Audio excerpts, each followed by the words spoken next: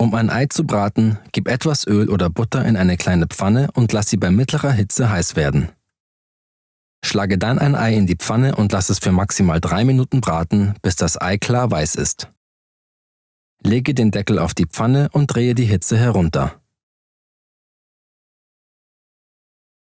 Wenn das Eigelb noch flüssig sein soll, brate es 5 Minuten lang, bis es beim Anstechen nicht mehr ausläuft. Möchtest du lieber ein härteres Ei, lass es für weitere 2 Minuten in der Pfanne. Nimm es anschließend mit einem Pfannenwender heraus und genieße es.